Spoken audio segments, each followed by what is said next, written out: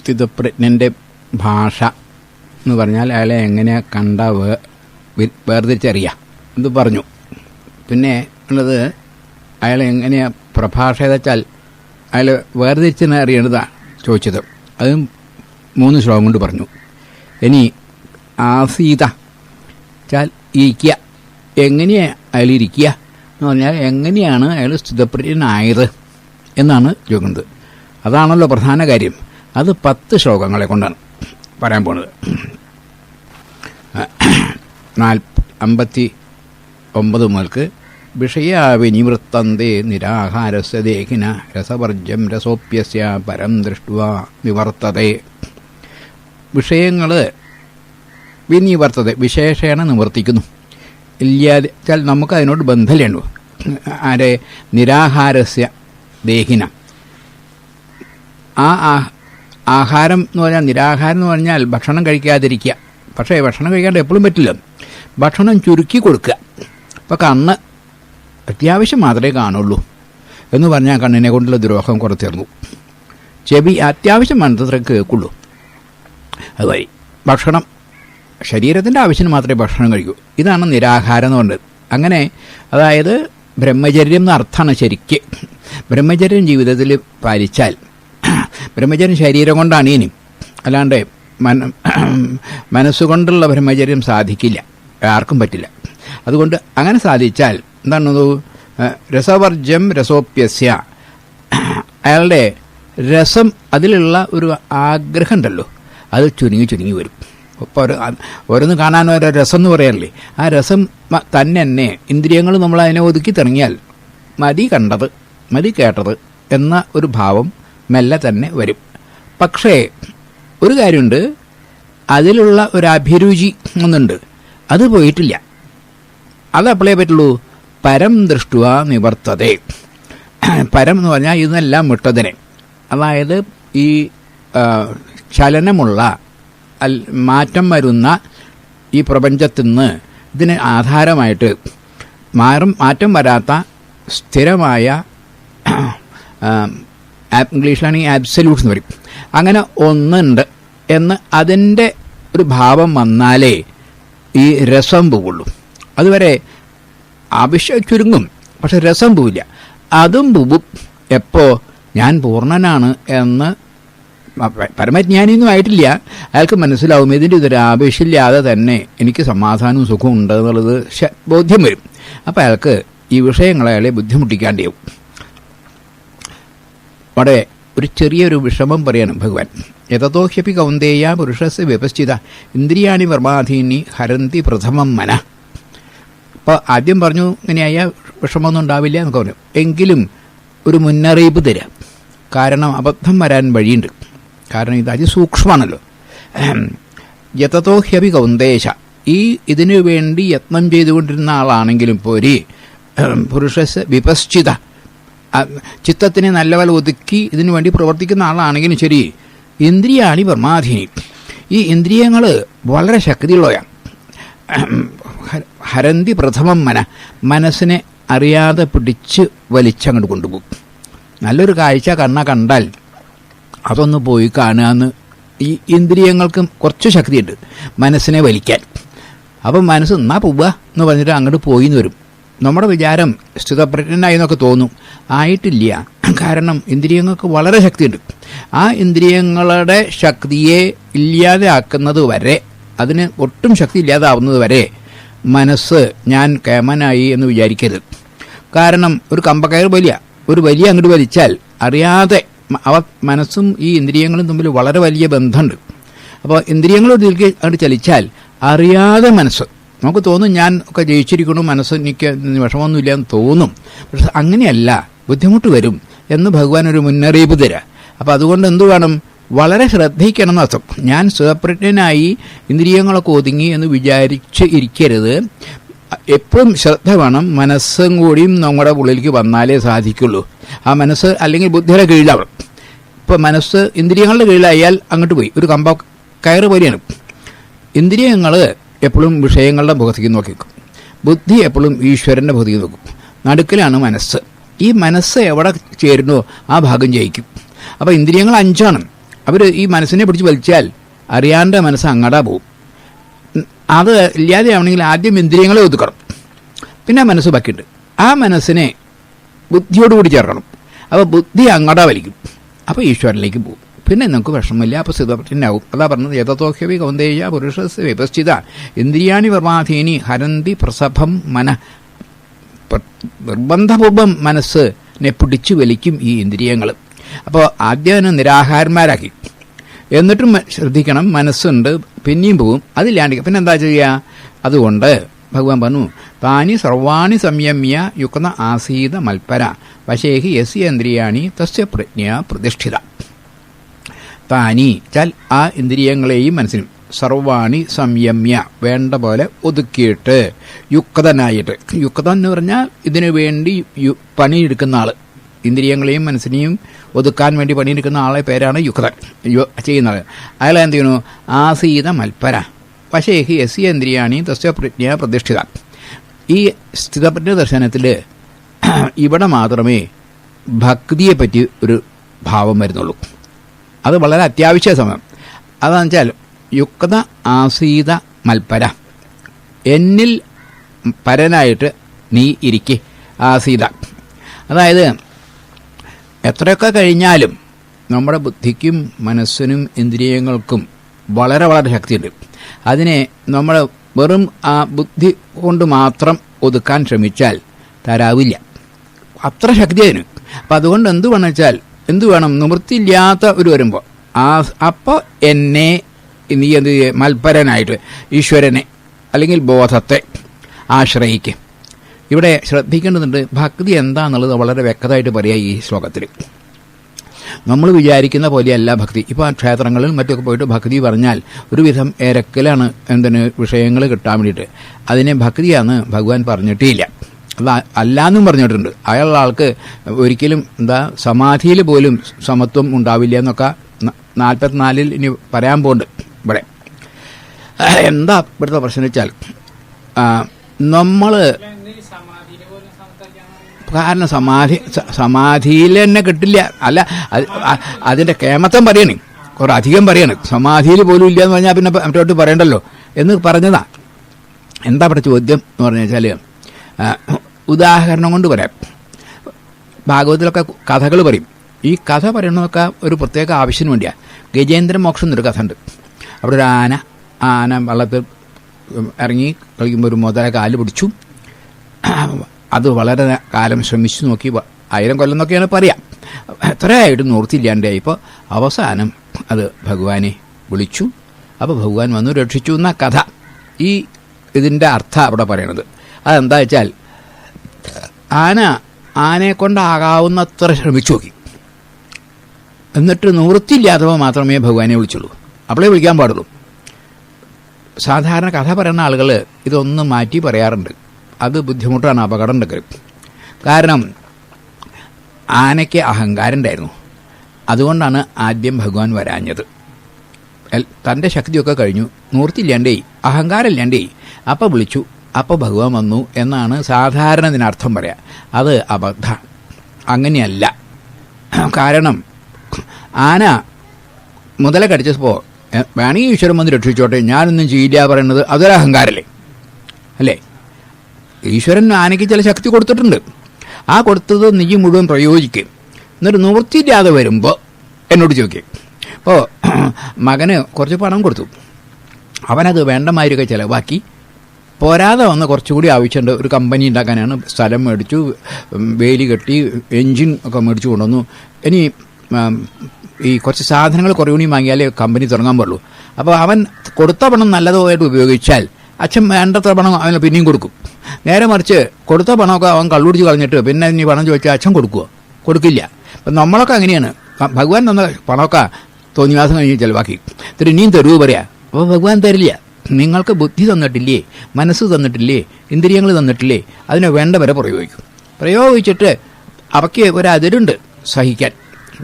ആ അതിലെത്തിയിട്ട് ഇനി നിവൃത്തിയില്ല ഭഗവാനെ, ഞാൻ ചെയ്യാവുന്നതൊക്കെ ചെയ്തു, ഇനി അവിടുന്ന് രക്ഷിക്കണേന്ന് പറഞ്ഞാൽ അപ്പം ഭഗവാൻ രക്ഷിക്കും.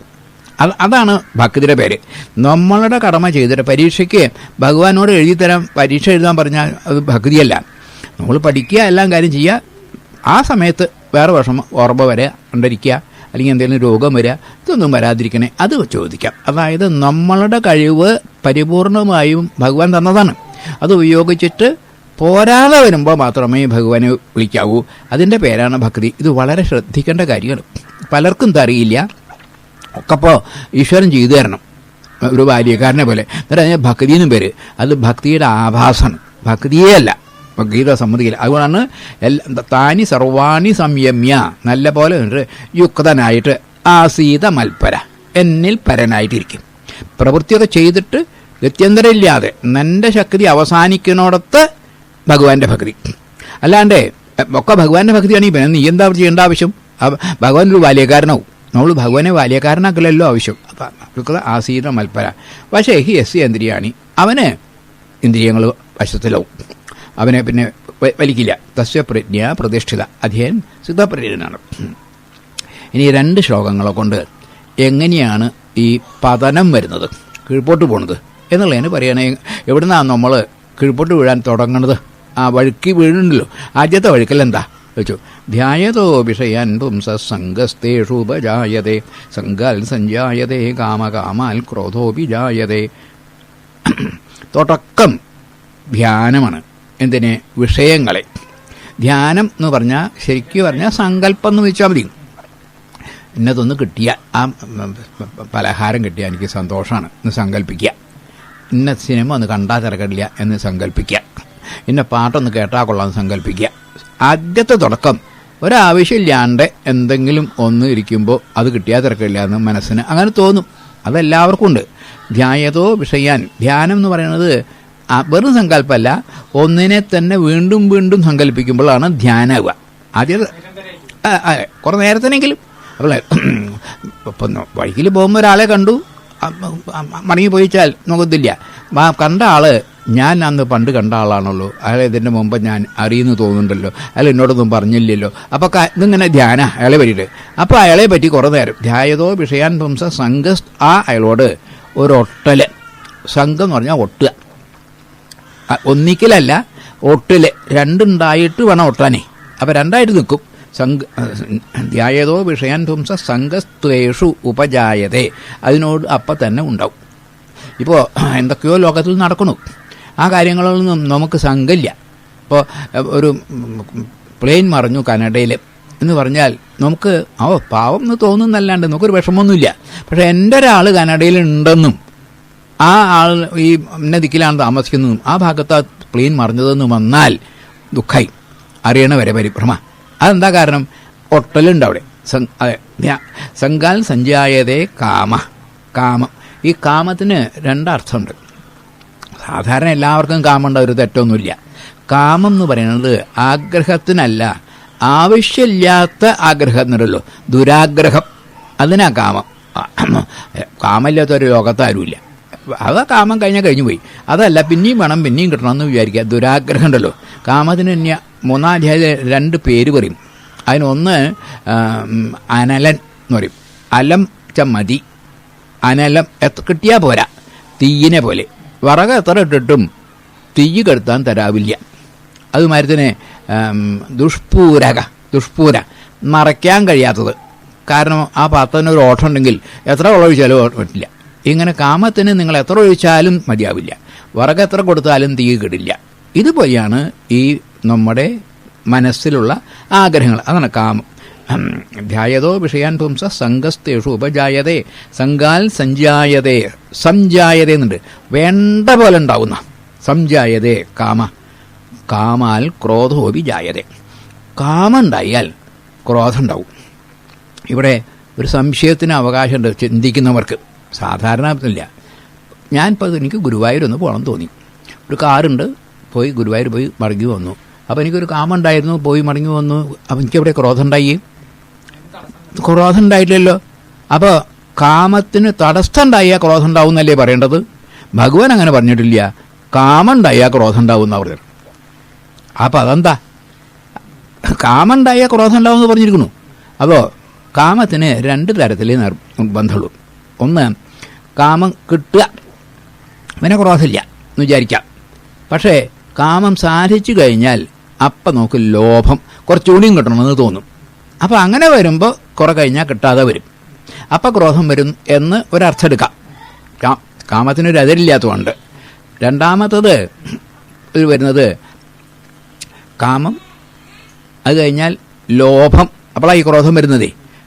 കാമം സാധിച്ചില്ലെങ്കിൽ ക്രോധം വരും തീർച്ചയായുമല്ലോ. അങ്ങനെ രണ്ടെണ്ണം ഉണ്ട്. അപ്പോൾ ഇവിടെ വിനോബാഭാവ ഇതിനൊരു പ്രത്യേക അർത്ഥം. ഈ ക്രോധം എന്നുള്ളതിൻ്റെ ആ വാക്ക് നമ്മൾ വിചാരിക്കുന്ന പോലെയല്ല. അതിന് അല്പം ഈ സംസ്കൃത ഇത് എടുക്കണം.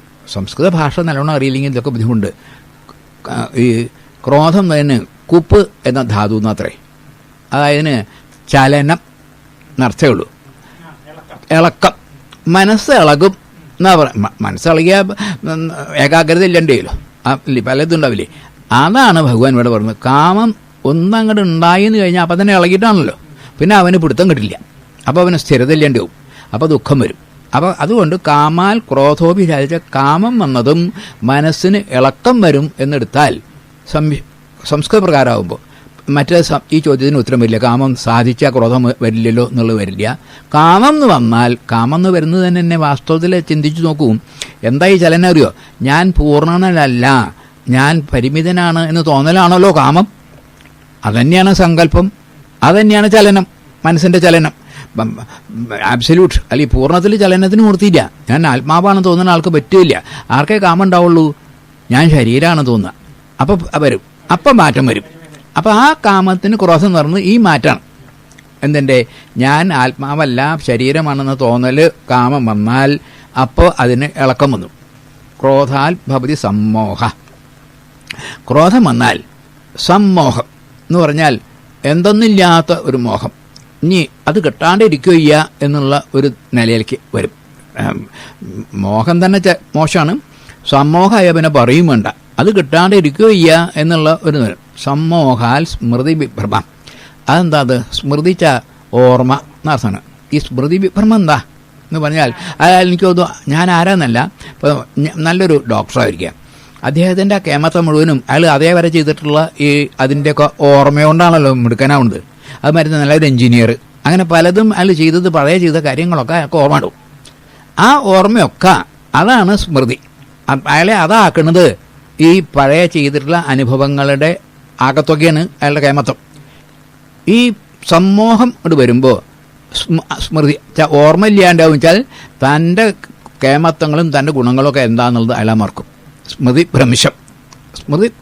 അത് വന്നാൽ ബുദ്ധി വരുമല്ലോ. സ്മൃതി ഭ്രംശാൽ ബുദ്ധിനാശം. അപ്പോൾ താൻ ആരാണെന്ന് പറഞ്ഞാൽ ബുദ്ധി ഇല്ലേണ്ടേ. ബുദ്ധി എന്താ അവിടെ അർത്ഥം? എപ്പോഴും ബുദ്ധിയുടെ അർത്ഥം എങ്ങനെയാണ്? വിവേചനം, വേർതിരിച്ചറിയാം. ശരിയേത് തെറ്റേത്, നിലനിൽക്കുന്നത് നിലനിൽക്കാത്തത്, ഗുണമേത് ദോഷമേത്, ഇങ്ങനെ ഇത് തിരിഞ്ഞേക്കണ്. ഈ തൻ്റെ ആ ഓർമ്മ അങ്ങോട്ട് പോയാൽ, ഓർമ്മ പോയിച്ചാൽ താൻ എന്ന ആളാണ്, എന്ന കാര്യങ്ങളാണ്, ഇതൊക്കെ ചെയ്തിട്ടുള്ളതാണ് എന്ന ഓർമ്മയാണല്ലോ പോണത് അയാൾക്ക്. അതോടുകൂടി അയാളുടെ ബുദ്ധിക്കൊരു ഭ്രമം വന്നു. അതെ, അതാണ് സമ്മോഹാൽ സ്മൃതി വിഭ്രമ. സ്മൃതി വിഭ്രമം എന്നു സമ്മോഹാൽ സ്മൃതി വിഭ്രമ. സ്മൃതി ഭ്രംശാൽ ബുദ്ധിനാശവും. നശിക്കുക എന്ന് വാസ്തുവിൽ ഇങ്ങനെ വാക്കുപയോഗിച്ചിട്ടുണ്ടെങ്കിലും ഗീതയിലെ അല്ലെങ്കിൽ ശാസ്ത്രമായിട്ട് പറയട്ടെ, നശിക്കുക എന്നൊന്ന് ഈ ലോകത്തിലില്ല. നാമരൂപങ്ങൾക്ക് മാറ്റം വരിക. ചങ്ങല നശിച്ച് വളയാവാം എന്നല്ലാണ്ട് അതിലത്തെ സ്വർണം നശിക്കില്ല. അപ്പോൾ ഇവിടെ എപ്പോഴും ഇനി പറയും, പലതിലും പറയും, നാശമെന്ന് പറഞ്ഞാൽ നാമരൂപങ്ങളിൽ മാറ്റം. അപ്പോൾ ഇയാളുടെ നാമരൂപങ്ങളിൽ മാറ്റം വന്നു. ആർക്ക്? ബുദ്ധിനാശാൽ. അയാളുടെ ആ വിചാരിച്ച ആളൊന്നും അല്ലാണ്ടി ബുദ്ധിനാശാൽ പ്രണശ്യതി, പ്രകർഷേണ നശിക്കുന്നു. ഈ നാശം എന്ന് പറയുമ്പോൾ ഒക്കെ നാമരൂപത്തിൽ മാറ്റം എന്ന് മനസ്സിലാക്കണം. ആ ഇന്ന ആൾ ഇന്ന മാതിരിയുള്ള ആളെന്നുള്ളത് ആ അയാളൊക്കെ മാറിയിട്ട് പുതിയ ഒരാളാവും. ഇപ്പോൾ ക്രോധം വന്നു കഴിഞ്ഞാൽ പിന്നെ ബോധമില്ലല്ലോ, എന്തും കാണിക്കുമല്ലോ. രാക്ഷസൻ മനുഷ്യൻ, നല്ല മനുഷ്യൻ രാക്ഷസനെ പോലെയാവും.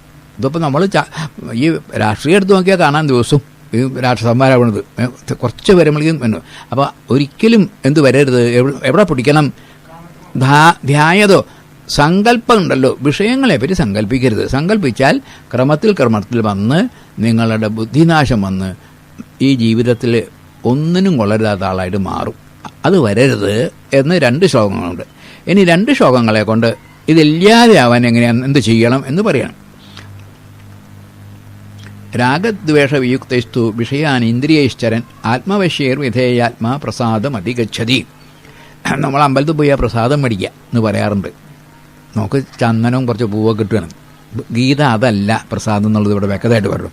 അതെന്താണ്? രാഗദ്വേഷ വിയുക്ത, രാഗവും ദ്വേഷവും ദ്വന്ദ്വം എന്നർത്ഥം. ദ്വന്ദ്വം എപ്പോഴും അപൂർണതയിലേ ഉള്ളൂ. പൂർണ്ണതയിൽ ദ്വന്ദ്വത്തിന് നിവർത്തിയില്ല. അപ്പം നമ്മൾ ജീവിതമാണെങ്കിൽ എപ്പോഴും ദ്വന്ദ്വത്തിലാണ്. ആ ഉണ്ടായിക്കോട്ടെ, വരാൻ ദ്വന്ദ്വം ഇല്ലാണ്ടാക്കാൻ നമ്മൾ പറ്റില്ല, അത് നമ്മെ ബാധിക്കാതാക്കാനേ പറ്റും. അല്ലാണ്ട് എല്ലാ ദ്വന്ദ്വങ്ങളും ഇല്ലാതാക്കാൻ നമുക്ക് സാധിക്കില്ല. രാഗദ്വേഷ വിയുക്തസ്തു വിഷയാൻ ഇന്ദ്രിയൈശ്ചരൻ, വിഷയങ്ങളെ ഇന്ദ്രിയങ്ങൾ കൊണ്ട് മാത്രം കണ്ടു, കേട്ടു, മണത്തു, സ്വാദറിഞ്ഞു എന്നല്ലോ. അത് നന്ന്, ഇത് നന്നല്ല, ഇതെനിക്ക് വേണം, അതെനിക്ക് വേണ്ട എന്നൊക്കെ മനസ്സുണ്ടാക്കണം. അതില്ല ഇവിടെ. ഈ പരമജ്ഞാനിയായിട്ടുള്ള സിദ്ധപ്രജ്ഞന് വിഷയങ്ങളൊക്കെ ഇന്ദ്രിയങ്ങൾ വരെയുള്ളൂ.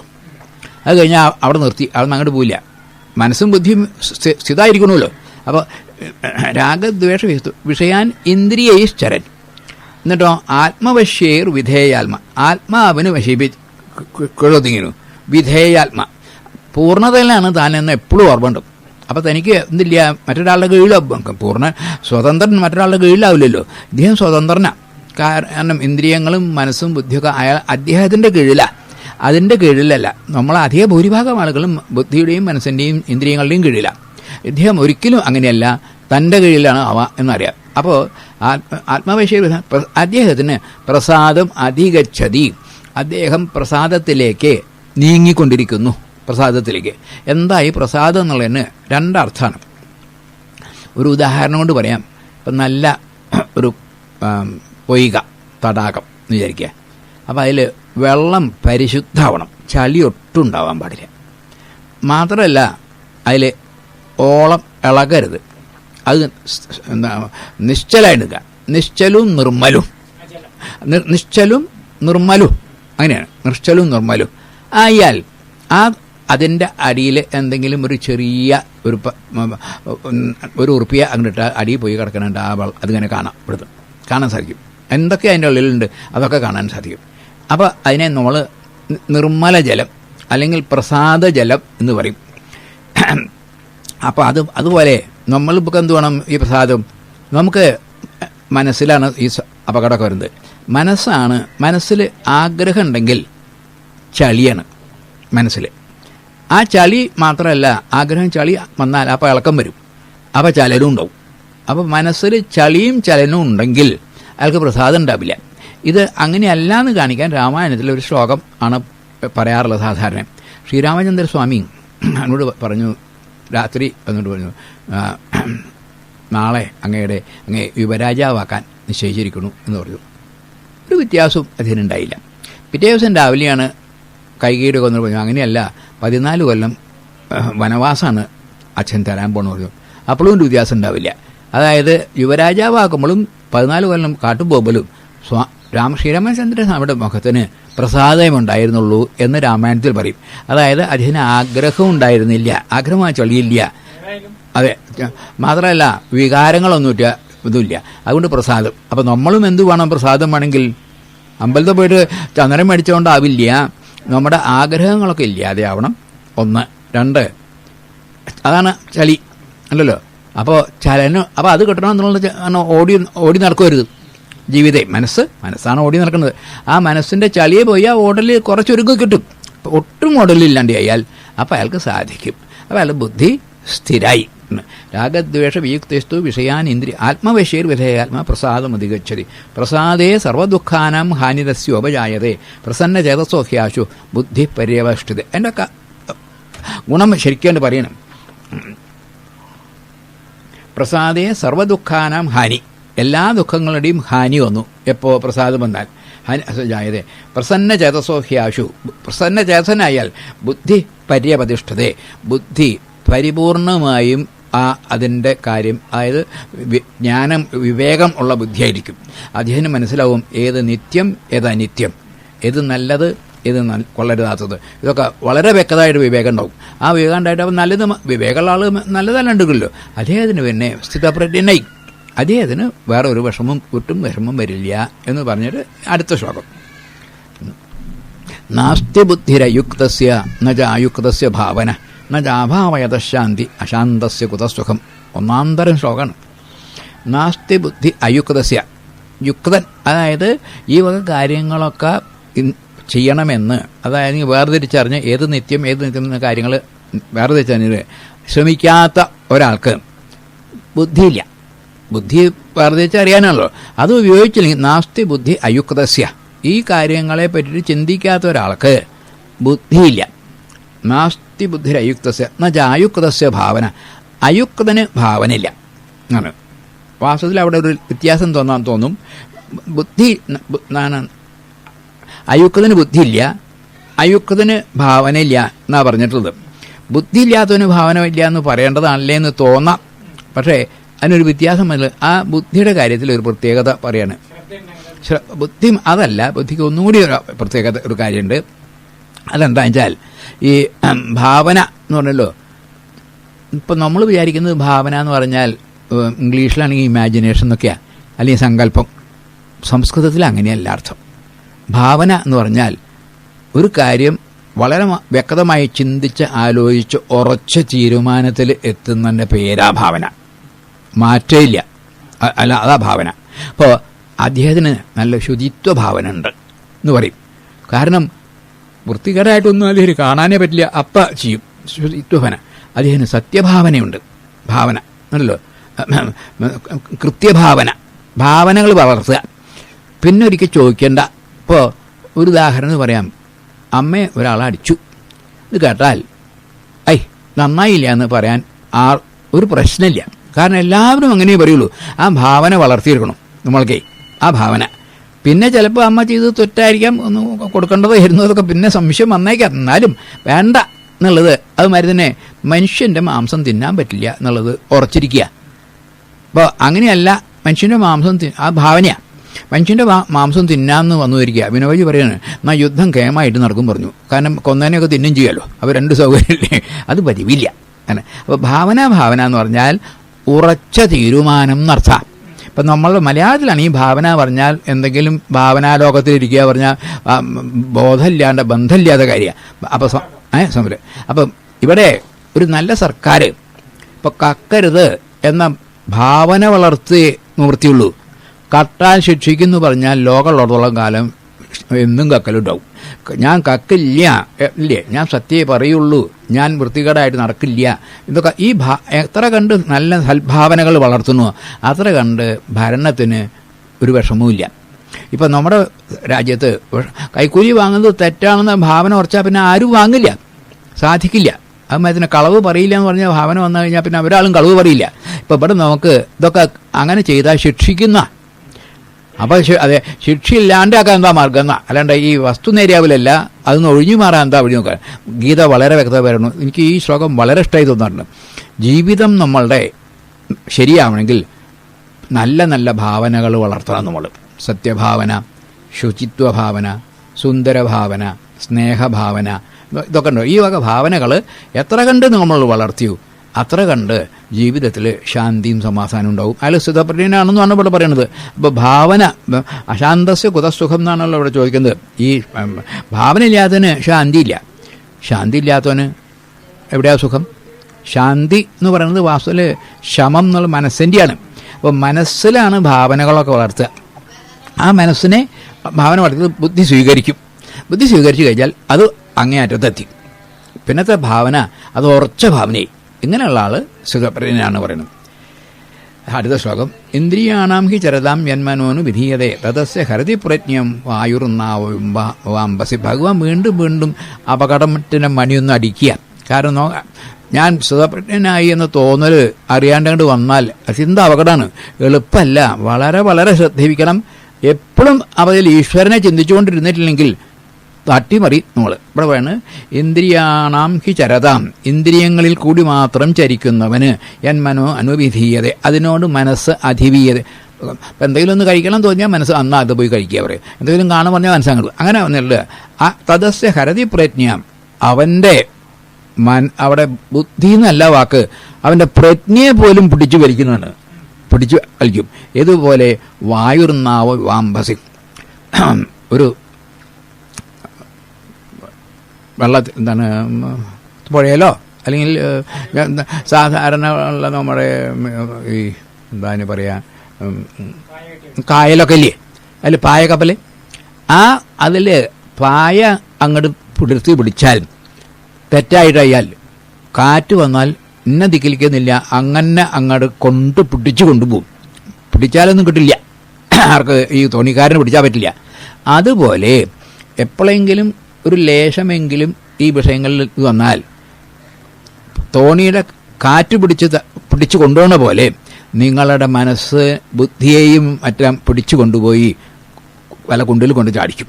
അപ്പോൾ അതുകൊണ്ട് എപ്പോഴും എന്ത് വേണം, എപ്പോഴാണ് പായ വിടർത്തേണ്ടത്, എപ്പോഴാണ് പായ ഒതുക്കി വെക്കേണ്ടത് എന്ന് നല്ല ശീലം വേണം ഈ വഞ്ചിക്കാരനും. കാറ്റിൻ്റെ തരി ഉണ്ടെന്ന് പറഞ്ഞാൽ അപ്പം പായ മടക്കി, തെറ്റായിട്ട് അനുകൂലമായ കാറ്റാണെങ്കിൽ അപ്പം പായ വിടർത്തി. അപ്പോൾ ജീവിതത്തിൽ അനുകൂലമായ വിഷയങ്ങളൊക്കെ വന്നാൽ അത് സ്വീകരിക്കും അധികം, പ്രതികൂലമായ പറഞ്ഞാൽ അപ്പം അതിന് പായ മടക്കി. അച്ഛാ മനസ്സും ബുദ്ധിയും അങ്ങനെ പോവുകയില്ല. ഇങ്ങനെ ഒരാളാണെങ്കിൽ മാത്രമേ സാധിക്കുള്ളൂ, ഇല്ലെങ്കിൽ അപകടം വരും എന്ന് പറഞ്ഞിട്ട് അവസാനം പറയണം തസ്മാൽ. ഈ തസ്മാൽ ഇതുവരെ പറഞ്ഞതുകൊണ്ട് എപ്പോഴും ഞാൻ പറഞ്ഞത് ഇതൊരു സയൻസ് പോലെയാണ്. തസ്മാൽ യസ്യ മഹാബാഹോ നിഗൃഹീതാനി സർവശ ഇന്ദ്രിയാണി ഇന്ദ്രിയാർത്ഥപ്യ തസ്യ പ്രജ്ഞ പ്രതിഷ്ഠിത. ആരാണോ ഹേ മഹാബാഹോ നിഗൃഹീതാനി പിന്നാക്കം വഹിച്ചിരിക്കുന്നത്, എന്ത് എല്ലാ ദിക്കുന്നും ഇന്ദ്രിയങ്ങളെയും മനസ്സിനെയും പിടിച്ചിരിക്കുന്നത്, അയാളെങ്ങനെയാണ് ഇന്ദ്രിയാണി ഇന്ദ്രിയാർത്ഥേഭ്യ, അയാൾ ഇന്ദ്രിയങ്ങളെ കൊണ്ട് ഇന്ദ്രിയങ്ങളെ അനുഭവിക്കും. കണ്ണുകൊണ്ട് കാണും, നാവ് കൊണ്ട് രസമറിയും, ചെവി കൊണ്ട് കേൾക്കും, മനസ്സ് അതിലേക്കൊന്നും വരില്ല. ഇനി ഇത് 5-ാം അധ്യായത്തിൽ ശൃണ്ണൻ സ്പൃശൻ ജിഘ്രൻ എന്ന് പറഞ്ഞിട്ടൊരു ശ്ലോകം വരും. അയാൾക്ക് ഭക്ഷണം കഴിച്ചു വെച്ചാൽ ഭക്ഷണമുണ്ട്, മധുരം ഉണ്ടോ ചോദിച്ചാൽ മധുരമുണ്ട്, അതിൽ ആർത്തിയില്ല, അത് ലേശം കയ്പുണ്ട്, അത് നന്നല്ല, അതിനോട് ദേഷ്യമില്ല. ഭക്ഷണത്തിൻ്റെ സ്വാദ് നാവ് പറയും, ചെവി കേട്ടാൽ പറയും നല്ല ശബ്ദമാണോ ചീത്ത ശബ്ദമാണോ, അത്ര മാത്രം, അതിനോട് ബന്ധമില്ല. കണ്ടത് നല്ലതാണോ ചീത്തയാണോ ഇത് മാത്രമേ കണ്ണ് പറയുള്ളൂ, മനസ്സ് അങ്ങോട്ട് പോവില്ല. അങ്ങനെയുള്ള ഒരാൾക്ക് അയാളുടെ മനസ്സ് അല്ലെങ്കിൽ അയാൾ സ്ഥിതപ്രജ്ഞനായി. ഈ വരി ഗീതയിൽ ഈ ഒരു വരി മാത്രമേ 2 പ്രാവശ്യമേ ഇന്ദ്രിയാണി ഇന്ദ്രിയാർത്ഥേപ്യ തസ്യ പ്രജ്ഞ പ്രതിഷ്ഠിത. അവിടെ കൂർമ്മൻ ആമയുടെ കഥ പറഞ്ഞപ്പോൾ ഈ വരി അവിടെ വന്നിട്ടുണ്ട്, ഇന്ദ്രിയാണി ഇന്ദ്രിയാർത്ഥേപ്യ തസ്യ പ്രജ്ഞ പ്രതിഷ്ഠിത. അപ്പോൾ അവിടെ എത്തിയെന്ന് പറഞ്ഞൊരു 10 ശ്ലോകങ്ങളെ കൊണ്ട് എങ്ങനെയാണ് അദ്ദേഹം സ്ഥിതപ്രജ്ഞനായത്. അപ്പോൾ അതൊക്കെ ചെയ്യേണ്ട കാര്യങ്ങൾ ഇതൊക്കെ എന്തിനാതൊക്കെ പറയണത്. അതുകൊണ്ട് നമ്മളൊക്കെ ഇത് ഗീത കേൾക്കുന്ന കൂട്ടരൊക്കെ വളരെ മനസ്സിരുത്തണം. ഇന്ദ്രിയങ്ങൾ, മനസ്സ്, ബുദ്ധി ഇതൊക്കെ നല്ല സാധനങ്ങളാണ്, വളരെ ഉപകാരപ്രദമാണ്. അതുകൊണ്ടാവണ്ടല്ലോ എല്ലാം സാധിക്കുന്നത്. പക്ഷേ ഇന്ദ്രിയങ്ങളും മനസ്സും ബുദ്ധിയും ശാശ്വതമായ ഒന്നിലേക്ക് പോട്ടെ, അശാശ്വതമായതിലേക്ക് പോവാതിരിക്കട്ടെ. ഇപ്പം നമ്മുടെ മനസ്സും ഇന്ദ്രിയങ്ങളും മനസ്സും ബുദ്ധിയും അശാശ്വതമായ കാര്യങ്ങളിലാണ് സുഖം എന്ന് വിചാരിച്ചാൽ അങ്ങോട്ട് ഓടുക. കുറേശ്ശെ കൂടാണ്ട് കഴിയില്ല. ആ ഭക്ഷണം കഴിക്കാണ്ട് വയ്യ, മനസ്സിലെന്തെങ്കിലും കുറേശ്ശെ ധ്യാനം വരാണ്ട് വയ്യ, ബുദ്ധി കുറച്ചെങ്കിലും അതിനെപ്പറ്റി ചിന്തിക്കാണ്ട് വയ്യ. ചിന്തന മുഴുവനും ഈ മാറുന്ന പ്രകൃതിയെ പറ്റിയല്ലാതെ മാറാത്ത ആത്മാവിനെ പറ്റിയിട്ട്. ഇതുണ്ടാവുകൊണ്ടാണ് ഇതൊക്കെ സാധിക്കുന്നത്. ഞാൻ എന്നുള്ള ആത്മതത്വം ബോധം ഉണ്ടാവുകൊണ്ടാണ് ഇതൊക്കെ സാധിക്കുന്നത്. ഞാനാണ് ഇവിടുത്തെ പ്രധാനി, ഇവയല്ല എന്ന് ഇടയ്ക്ക് ബോധ്യം കൊണ്ടുവന്നാൽ നമുക്ക് ആത്മതത്വം പ്രകാശിക്കും. അതിന് എത്ര കണ്ട് ശക്തി വന്നു. അപ്പോൾ ഇവക്ക് 3ൻ്റെയും ശക്തി ചുരുങ്ങും. അത്രയും ചുരുങ്ങിയാൽ സ്ഥിതപ്രജ്ഞനാവാം. ഇത് സ്ഥിതപ്രജ്ഞ ആവാനുള്ള വഴിയാണല്ലോ ഇവിടെ ആസീത കൊണ്ടുവന്നല്ലേ. ഇതാണ് സാധിക്കുക എന്ന് പറഞ്ഞ് ഇനി അവസാനത്തെ ചോദ്യമാണ്, അയാളെ എങ്ങനെയാണ് വ്രജതി, എങ്ങനെയാണ് ചുറ്റി സഞ്ചരിക്കുക, അദ്ദേഹത്തിൻ്റെ നടത്തം എങ്ങനെയായിരിക്കും.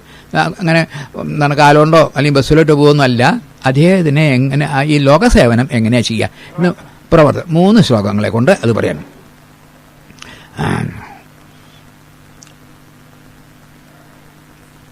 യാനിഷ സർവഭൂതാനാം തസ്യാം ജാഗർത്തി സംയമി യസ്യാം ജാഗ്രതി ഭൂതാനി സാനിഷ പശ്യതോ മുനെ. ഈ ശ്ലോകങ്ങളുടെ ഒരു തമാശ, അതിൻ്റെ അക്ഷരാർത്ഥങ്ങൾ എടുത്താൽ അത്യന്ത അപകട.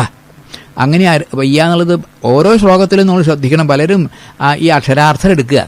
യാനിഷ എല്ലാ ഭൂതങ്ങൾക്കും എപ്പോൾ രാത്രിയാണോ അപ്പോൾ സുഖപ്രന് പകല. എല്ലാവരും എപ്പോഴാണോ ഉണർന്നിരിക്കുന്നത്, ഏതിലാണ് ഉണർന്നിരിക്കുന്നത്, അപ്പോൾ സുഖപ്രൻ അതിൽ ഉറങ്ങിയിരിക്കും. അപ്പം ഇയാളെന്തൊരു പ്രത്യേക ജീവിയായി തോന്നില്ലേ നമുക്ക് കേട്ടാൽ? ഇതിൻ്റെ അർത്ഥം അങ്ങനെയല്ല. 3 തരത്തിൽ ഇപ്പോൾ ഇവിടെ പറഞ്ഞ കാര്യമുണ്ടല്ലോ, സാഖ്യയോഗം. സാധാരണക്കാരൻ ഞാൻ ശരീരമാണ് എന്ന കാര്യത്തിൽ ഉണർന്നിരിക്കും, ആത്മാവാണ് എന്ന കാര്യത്തിൽ അയാൾ ഉറങ്ങിയിരിക്കും. സ്ഥിതപ്രജ്ഞൻ നേരെ വിപരീതം.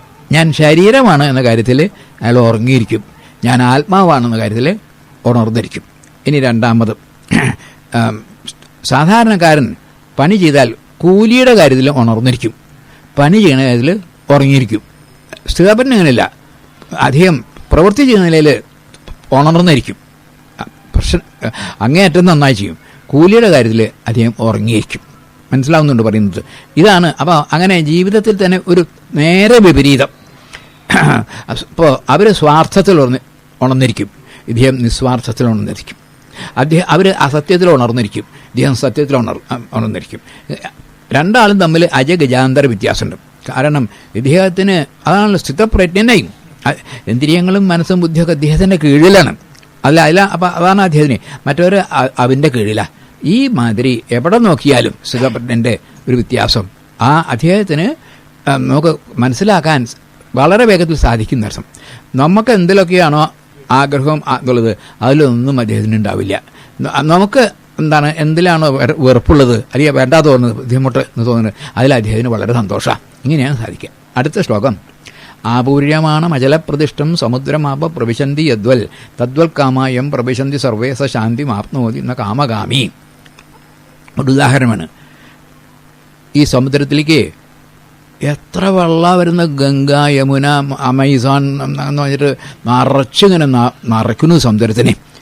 ഒരു സമുദ്രത്തിന് വെള്ളം കൂടുക പതിവില്ല. എത്രയോ വെള്ളം വരുന്നത് അത്ഭുതം തോന്നും. ഇത്രയൊക്കെ വെള്ളം വന്നിട്ട് സമുദ്രത്തിന് അതേ നിലയാണ്. വേനൽക്കാലത്ത് നേരം വരുന്ന പല നദികളും മറ്റും വെള്ളം വരില്ല എന്ന് പറയും.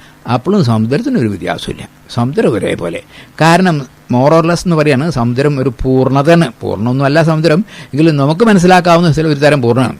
അപ്പോൾ അതിൽ കുറേ വന്ന് ചേരുക, അതിൽ നിന്ന് കുറച്ച് എടുക്കുക. ഇപ്പോൾ ഇൻഫിനിറ്റി, അതൊന്ന് മൈനസ് ഇൻഫിനിറ്റി ഇൻഫിനിറ്റിയാണ്, ഇൻഫിനിറ്റി പ്ലസ് ഇൻഫിനിറ്റിയും ഇൻഫിനിറ്റിയാണ്. സമുദ്രത്തിനെ ഇൻഫിനിറ്റി ആയിട്ട് കണക്കാക്കരുത്. എങ്കിലും നമുക്ക് അനുഭവം കൊണ്ട് വന്നാൽ സമുദ്രം വറ്റുന്നത് തോന്നണില്ല, സമുദ്രം വല്ലാതെ വെള്ളം നിറഞ്ഞിട്ടും കാണാറില്ല. അനുഭവം ഉണ്ടല്ലോ. അതുപോലെയാണ് ആര്? ഈ സ്ഥിതപ്രജ്ഞൻ. അദ്ദേഹം എന്തെങ്കിലുമൊക്കെ വന്ന പല കാര്യങ്ങളും വന്നിട്ടുണ്ടാവും, ഒരു ചലഞ്ചലില്ല. അപ്പം അദ്ദേഹത്തിന് പലതും പോയി എന്ന് വരും, യാതൊരു ഇതുമില്ല. അദ്ദേഹത്തിന് മനസ്സിന് ഒരിക്കലും ചഞ്ചലത്വമില്ല, ഇളക്കല്ല. അതാണ് സ്ഥിതപ്രജ്ഞനാണല്ലോ. പലതും കിട്ടി, ഇനി അതുകൊണ്ടൊരു സന്തോഷം. വലിയ നഷ്ടം വന്നു, അതിനൊരു ദുഃഖം. നല്ല പേര് സമ്പാദിച്ചു, അതിനൊരു സന്തോഷം. അപമാനിച്ചു, അതിൻ്റെ ദുഃഖം. ദ്വന്ദ്ങ്ങളൊന്നും ഇല്ല എന്നർത്ഥം. അതാണ് പ്രധാനം. പലതരത്തിലുള്ള ദ്വന്ദ്ങ്ങളുണ്ട്. ധനവാൻ, ദരിദ്രൻ, സുഖി, ദുഃഖി എന്നല്ലോ, മാനം, അപമാനം, ഒരുപാട് ഈ ദ്വന്ദ്ങ്ങളുണ്ട്. ഇതൊന്നും അദ്ദേഹത്തിനെ ബാധിക്കില്ല. ഏതുപോലെ സമുദ്രത്തെ പോലെ. എന്നിട്ട് അവസാനം പറഞ്ഞു എന്നാ കാമകാമി എന്നാണ്. ഇത് കാമകാമിക്കില്ല. കാമകാമി വെച്ചാൽ കാമത്തെ കാമിക്കുന്ന ആൾക്ക് ഈ പറഞ്ഞതൊന്നുമില്ല, മറ്റേ ആൾക്കേ ഇതുണ്ടാവുള്ളൂ. ഇനി ഒരു ശ്ലോകം ഉണ്ട്. വിഹായ കാമന്യസർവൻ പുമാംശ്ചരതി നിസ്പൃഹ നിർമ്മമോ നിരഹങ്കാര സശാന്തി മതിഗച്ഛതി. ഗീത അവസാനിക്കാൻ പോവുകയാണ്. ഈ ശ്ലോകത്തിൽ വളരെ പ്രധാനപ്പെട്ട കാര്യമാണ് പറഞ്ഞത്. ഇതേവരെ പറഞ്ഞതിൻ്റെ സാരസർവസ് എന്ന് പറയട്ടും. വിഹായ കാമാൻ യസ് സർവാൻ, ആ അദ്ദേഹം എല്ലാ കാമങ്ങളെയും വിഹായ വിട്ടു, എല്ലാ കാമങ്ങളെയും വിട്ടു. പുമാൻ ആ ചരതി നിസ്പൃഹ, എന്നിട്ട് അദ്ദേഹം സ്പൃഹയില്ലാതെയാണ് നടക്കുക. നടക്കുക വെച്ചാൽ കയ്യും കാലും വെച്ച് നടക്കുന്നതല്ല, ജീവിക്കുക എന്നർത്ഥമുള്ളൂ. എടുക്കുക. ഒരു ചോദ്യം വരേണ്ടതാണ്. ആദ്യം പറഞ്ഞല്ലോ വിഹായ കാമാൻ യസ് സർവൻ, എല്ലാ കാമങ്ങളെയും വിട്ടു. എന്നിട്ട് പിന്നെ അദ്ദേഹത്തിന് സ്പൃഹ ഇല്ലാണ്ടാണ് അദ്ദേഹം ഇരിക്കുന്നത് പറഞ്ഞു. സ്പൃഹ വെച്ചാൽ കാമം എന്നർത്ഥം. അപ്പോൾ ആദ്യം എല്ലാ കാമവും വിട്ടുമല്ലോ, പിന്നെ എന്തിനാ ഒരു സ്പൃഹ വിടണം? അത് തന്നെ വിട്ടില്ലേ? ഇല്ല പറയും. അല്പം വ്യത്യാസമുണ്ട്.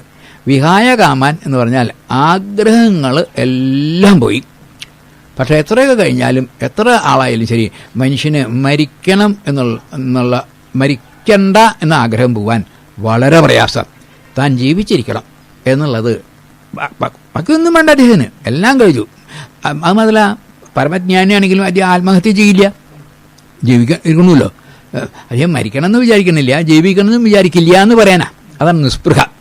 അദ്ദേഹത്തിന് ജീവിക്കണമെന്നും വികാരമില്ല, മരിക്കണേനും രണ്ട്. നമുക്കതിനില്ല, ജീവിക്കണമെന്ന് മോഹമുണ്ട്, മരിക്കവയ്യ. മറ്റതൊക്കെ ആവാം, ആഗ്രഹങ്ങളൊക്കെ മരിച്ചു. ഈ ജീവിക്കണമെന്നുള്ള ആ ആഗ്രഹം അല്ലെങ്കിൽ അഹന്ത, അത് വിടാൻ വളരെ പ്രയാസമുണ്ട് എന്ന് പറയാം ഭഗവാൻ. വിഹായ കാമന്യ സർവാൻ പുമാംശ, അതിൻ്റെ അർത്ഥം ഉടനെ പറയുന്നു, നിർമ്മമോ നിരഹങ്കാര, എല്ലാ കാമങ്ങളെയും വിറ്റു നിർമ്മമനായി, സ്പൃഹയും വിട്ടു ജീവിക്കണ നിരഹങ്കാര. അപ്പോൾ രണ്ടെണ്ണമാണ് നമ്മൾ വിടേണ്ടത്. അതിൽ ആദ്യം നമുക്ക് വിടാൻ സാധിക്കുക നിർമ്മമനാവുക, ആഗ്രഹങ്ങളൊക്കെ ഇല്ലാതെയാവുക. അതേ സാധാരണ പറ്റുള്ളൂ. വളരെ ആ സ്റ്റേജ് മുകളിലേക്ക് വരുമ്പോൾ അപ്പം നിരഹങ്കാരനാവും. അപ്പോൾ നിർമ്മമോ നിരഹങ്കാര സ ശാന്തി അധികച്ഛതി, അവൻ പരമമായ ശാന്തിയെ അല്ലെങ്കിൽ മോക്ഷത്തെ, മോക്ഷം വെച്ചാൽ മോഹക്ഷയത്തെ അല്ലെങ്കിൽ താൻ പൂർണ്ണനാണെന്നുള്ള ബോധത്തെ ആൾ പ്രാപിക്കുന്നു. ഇനി അവസാനം ഇതിൻ്റെ ഫലം പറയണം. ഏഷാഭ്രാമി സ്ഥിതി പാർഥ നൈനാം പ്രാപ്യ വിമുഹ്യതി തിത്വാസ്യാം അന്തകാലേപി ബ്രഹ്മനിർവാണം ഋച്ഛതി. ഏഷാ ഭ്രാമി സ്ഥിതി, ഈ സ്ഥിതി ഉണ്ടല്ലോ, അഹങ്കാരവും മമതയും വിട്ടാൽ പോയില്ലേ, അതിന് പേരാണ് ഭ്രാമി സ്ഥിതി. ഏഷാ ബ്രഹ്മസ്ഥിതി, ഏഷാ ഭ്രാമി സ്ഥിതി പാർത്ഥ നൈനാം പ്രാപ്യ വിമുഖതി. ഇതിനെ ഒരിക്കൽ പ്രാപിച്ചാൽ പിന്നെ അവന് വിശേഷണ മോഹം ഉണ്ടാവില്ല. കഴിഞ്ഞു, അവിടെ എത്തിക്കഴിഞ്ഞു. കാരണം ആ അടുത്ത എത്തിയിട്ടാണെങ്കിലും ശ്രദ്ധിക്കണം. കാരണം അതിന് പിന്നെ വലിയൊരു ഉദാഹരണം പറയാറുണ്ട്. പുഴയിൽ ഇങ്ങനെ ഒഴുകി വരിക, അങ്ങനെ ഇരിക്കുന്ന സമയത്ത് ഒഴുക്കൽ ഒലിഞ്ഞ് പോവണം. കുറച്ച് പുല്ല് പിടുത്തം കിട്ടി കൈകൊണ്ട്. ആ എടുത്തപ്പോൾ ആ ജയിച്ചു എന്ന് വിചാരിക്കരുത് പറഞ്ഞു. കാരണം ചിലപ്പോൾ ആ പുല്ലും കൂടെ പറഞ്ഞാൽ ആദ്യം ഇതിനെ പിടിക്കണം. എപ്പോഴാ ആവുക, പുല്ല് പിടിച്ച് കയറി രണ്ട് കാലും എവിടെ നിലത്ത് കുത്തിയാൽ അപ്പം ജയിച്ചു എന്ന് പറയാം. അതുവരെ ആയിട്ടില്ല. അതുപോലെ ഇവിടെ പറയുന്നത് അറിയോ, യേശാഭ്രാമി നയനാം പ്രാപ്യ, പിന്നെ ആൾക്ക് വേണ്ട. നമ്മൾ നിർമ്മമനായി നിരഹങ്കാരനായി ഉണ്ടാവില്ല. അപ്പോൾ ആയി പോരാ. നിർമ്മമനും നിരഹങ്കാരനും കാല് രണ്ടും ഭൂമിയിൽ വെച്ചാൽ പിന്നെ ആ പുഴയിൽ ഒഴുക്കില്ല, പേടിക്കണ്ട. അതുവരെ എപ്പോഴും ശ്രദ്ധ വേണം. ആർക്ക്? ഈ സാധകന്. ഏഷാഭ്രാമി സ്ഥിതി പാർത്ത നൈനാം പ്രാപ്യം തിത്വാസ്യം അന്തകാലേപി, ആ അവസാനത്തെ കാലത്തോടി ഇങ്ങനെ വന്നു കഴിഞ്ഞാൽ അവസാന കാലത്തിനൊരു പ്രത്യേകത, പോകുമ്പോൾ ഒരു പരിഭ്രമമൊക്കെ ഉണ്ടാവത്രേ. അതൊന്നും ഉണ്ടാവില്ല. സ ബ്രഹ്മനിർവാണം ഋച്ഛതി, അവൻ ബ്രഹ്മനിർവാണം നിൽക്കുന്നു. ഇവിടെ ബുദ്ധൻ്റെ കൂട്ടരും നമ്മൾ തമ്മിൽ അല്പം വ്യത്യാസം. നിർവാണം വെച്ചാൽ കെടുക എന്നർത്ഥം. ഈ അഹങ്കാരം കെടുക, അവർക്ക് അവസാനം അഹങ്കാരം ഇല്ലാണ്ടിയ തന്നെയാണ്, കെടുക എന്നാണ് പേര് അവിടെ നിർവാണം. ഭാരതീയ ഋഷിമാർക്ക് ഈ എന്താ നിഷേധാത്മകമല്ല ഇഷ്ടം, വിധായക. ആ തിരി കെട്ടു എന്ന് പറഞ്ഞാൽ പോയില്ലോ, അവരങ്ങനെയാണ് പറഞ്ഞു. ഇവിടെ അങ്ങനെയല്ല. ആ തീയെ ലോകത്തിലുള്ള അഗ്നിയിലേക്ക് ചേർന്നു, ബ്രഹ്മനിർവാണം, ബ്രഹ്മത്തിലേക്ക് പോയി ചേർന്നു എന്നാ. അപ്പോൾ പൂർണ്ണമായല്ലോ. അപ്പോൾ വിധായകമാണ് നമുക്കിഷ്ടം. ബ്രഹ്മനിർവാണം ഋച്ഛതി. മറ്റൊരു നിർവാണം നമ്മുടെ വേദാന്തത്തിലും ഇങ്ങനെ രണ്ടെണ്ണം ഉണ്ട്. ഒരു വിഭാഗക്കാർ ഇല്ല എന്താണ്, ഈശ്വരൻ മനുഷ്യനാണോ അല്ല, മൃഗമാണോ അല്ല, ദേവനാണോ അല്ല, നല്ലതാണോ അല്ല, ചീത്തയാണോ അല്ല, നേതി ഇതൊരു അഭിപ്രായമുണ്ട്. അങ്ങനൊന്നുണ്ട്. അത് വളരെ പ്രയാസ. അതെ. നേരെ മറിച്ച് മറ്റൊന്നുള്ളത്, ഈശ്വരൻ നല്ലവനാണോ അതെ, കട്ടവനാണോ അതെ, കള്ളനാണോ അതെ, മര്യാദക്കാരനാണോ അതെ, അതിൻ്റെ പേരാണ് ഓം എന്നുള്ളത്. ഓം എന്നുള്ളത് ഇംഗ്ലീഷിൽ പറഞ്ഞാൽ ടോട്ടാലിറ്റിയാണ്. മറ്റത് എങ്ങനെയാ വെച്ചാൽ ഈ നിർവ്വാണം, അത് യൂണിറ്റിയാണ്. ഒന്ന് മാത്രമേ ഉള്ളൂ. അപ്പം ഒന്നുണ്ടവിടെ, പക്ഷെ ആരറിയും? അല്ല, ഒന്നിൽ എല്ലാം ഒതുങ്ങണമല്ലോ, ഈ പൂർണ്ണത. മറ്റതങ്ങനെയല്ല. അതെന്താന്ന് പറയുക, പൂർണ്ണത എന്നുള്ളത് പറഞ്ഞാലും അത് നാവുകൊണ്ട് പറഞ്ഞല്ലോ, അപ്പം അത് പൂർണ്ണത ഇല്ലാണ്ടയില്ലേ. അതുകൊണ്ടാണ് അതിന് തത്ത് എന്ന് പറഞ്ഞേ, തത്ത് ത്വമസി. ആ തത്ത് എന്ന് പറയുന്നത് ഇത് ഓം തത്ത് സത്. സത്തിന് രണ്ട് ഭാഗമുണ്ട്. ഓം എന്നൊരു ഭാഗം, തത്ത് എന്നൊരു ഭാഗം. ഓം എന്ന് പറഞ്ഞാൽ എല്ലാം പൂർണ്ണം, നമുക്ക് നല്ലതാത്ത. ഈ പൂർണ്ണം എന്ന് പറയുന്നതിലും ഒരു ഭാവനയാണല്ലോ, അതും വിട്ടത്. അതാണ് നേതി. അവരൊക്കെ ഈ ബുദ്ധൻ്റെ കൂട്ടരൊക്കെ അങ്ങനെയാ പറയാം. ഭാരതീയ ഋഷികർക്ക് ഇഷ്ടപ്പെട്ടത് പൂർണ്ണതയാണ്. കാരണം രണ്ടും നടക്കുമല്ലോ, അദ്വൈതവും ദ്വൈതവും വിശിഷ്ടാദ്വൈതവും ഒക്കെ അതിൽ പെടും. അപ്പം അതുകൊണ്ട് നമ്മൾ ഗീതയും ബ്രഹ്മനിർവ്വാണം പൃച്ഛതി, വെറും നിർമ്മാണം പൃച്ഛതി എന്ന് പറഞ്ഞിട്ട് അവസാനം ഇത് ശ്രീമദ് ഭഗവത്ഗീത ഉപനിഷു ബ്രഹ്മവിദ്യായാം യോഗശാസ്ത്രേ ശ്രീകൃഷ്ണാർജുന സംവാദേ സാഖ്യയോഗോ നാമ ദ്വിതീയോധ്യായ. ഇതൊന്നു പറയാം. ഇവിടെ ഇത് ശ്രീമദ് ഭാഗവത ഇത് ബ്രഹ്മവിദ്യയാണ്. ബ്രഹ്മവിദ്യ വെച്ചാൽ സയൻസ്, ബ്രഹ്മവിദ്യ സയൻസ്. യോഗശാസ്ത്രേ അത് പ്രവൃത്തിയിൽ കൊണ്ടുവരണമല്ലോ. യോഗശാസ്ത്രേ ശ്രീകൃഷ്ണ സംവാദം. 3 കാര്യങ്ങൾ. ഇപ്പോൾ നമ്മളൊരു സയൻസിൻ്റെ പറയാം, ഇലക്ട്രിസിറ്റി എന്നുള്ളതിൻ്റെ ആ തിയറി അറിയണത് യോഗശാസ്ത്ര. അത് ഈ ട്യൂബായിട്ടിരിക്കണമല്ലോ, അത് ടെക്നോളജിയാണ്, യന്ത്രശാസ്ത്ര, മറ്റേതല്ല. അതെങ്ങനെ സാധിച്ചു? അതിന് ഒരു ടെക്നിക്ക് ഉണ്ടാക്കി ഇവരെ, എന്നിട്ടാണല്ലോ ഇതുണ്ടാക്കിയത്. അപ്പോൾ സയൻസ്, ടെക്നോളജി, ടെക്നിക്ക്, അങ്ങനെ 3 ഉണ്ട്.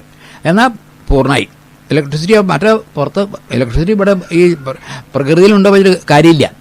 അതിനെ കണ്ടെത്തണം. അത് കണ്ടെത്തിയിട്ട് അതിലെ എന്ത് ചെയ്യണം? ഒരു ടെക്നോളജി ഉണ്ടല്ലോ, അതായത് യന്ത്രത്തിൽ കൊണ്ടുവരണം.